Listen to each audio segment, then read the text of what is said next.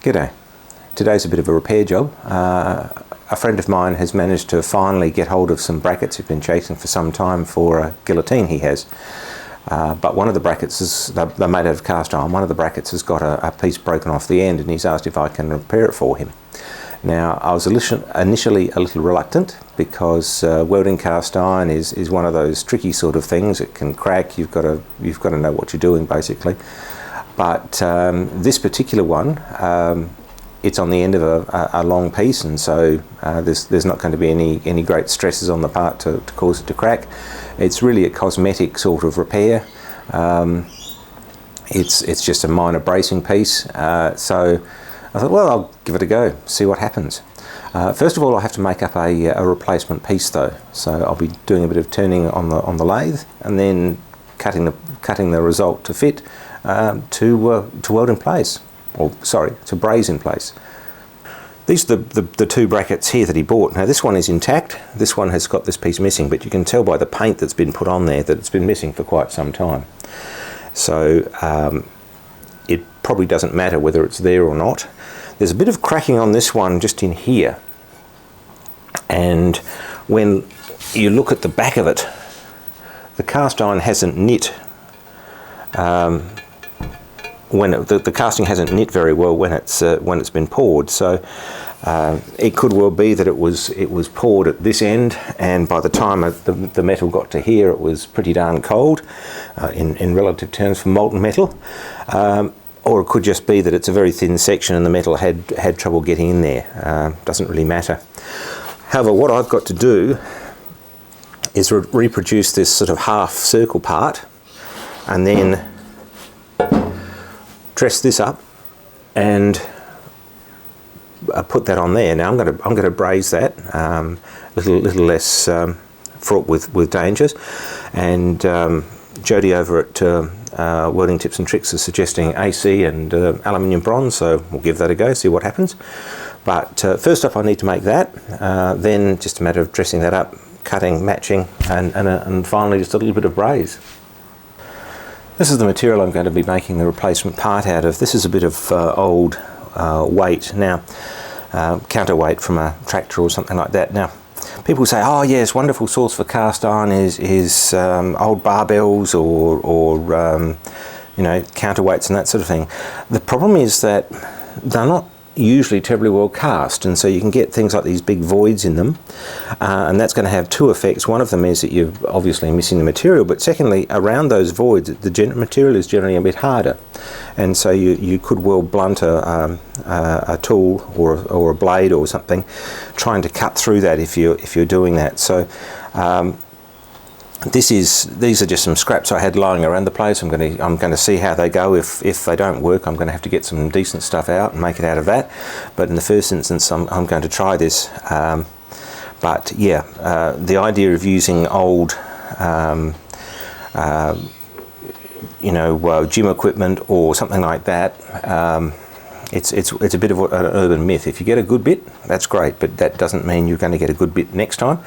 And so usually this sort of stuff I just keep for, you know, if I need a small piece of cast iron to fill something in or whatever, because you can generally get a decent small piece out of it. But if you want to make a thing about that big out of one of these, no, it's probably not going to happen for you. Here I have my lump of cast iron mounted up in the chuck.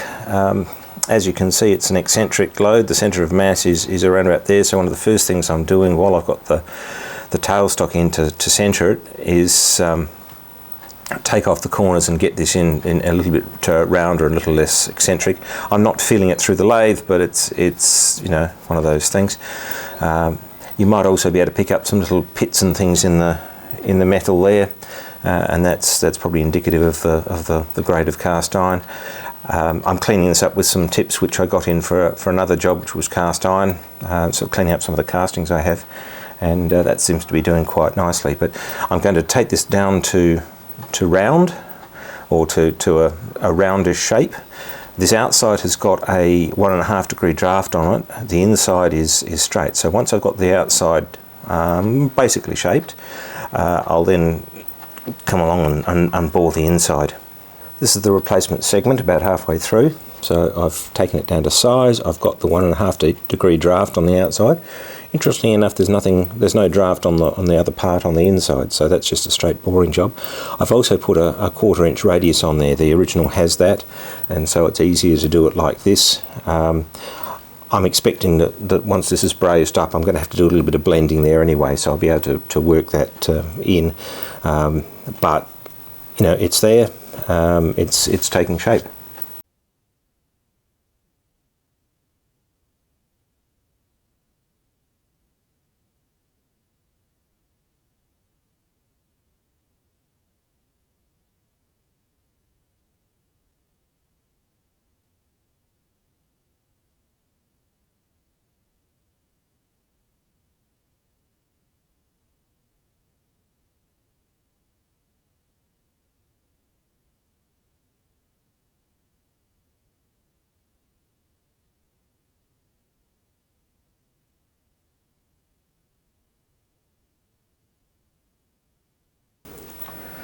Here's my substitute piece. So it's got my draft on, it's got the radius, it's got the inside circle there. All I need to do now is trim this to length. Now, I didn't do the full circle when I made this because I didn't need to, but I've put a bit of masking tape across there and then marked a centre point just using the centre finding square, and that'll be good enough. Now that I've got that, I can come out like that, and I have a radial cut line that I can then follow, and then I can put it onto my piece and work out where this bit has to be. It's about 140 degrees, but I'm just going to try it and see, because I don't want to be in the situation where I cut it to 140, saying it's actually because of trimming up I've you know, done the wrong thing and there's a gap there or something like that. So that's the plan there.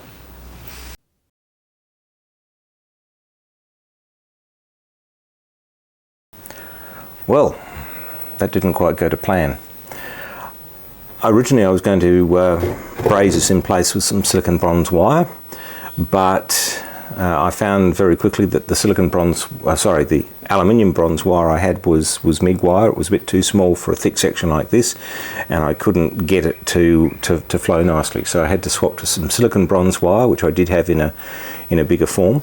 Other than that, though, it's not done too badly there. It's certainly bonded in there, and I've got that same general shape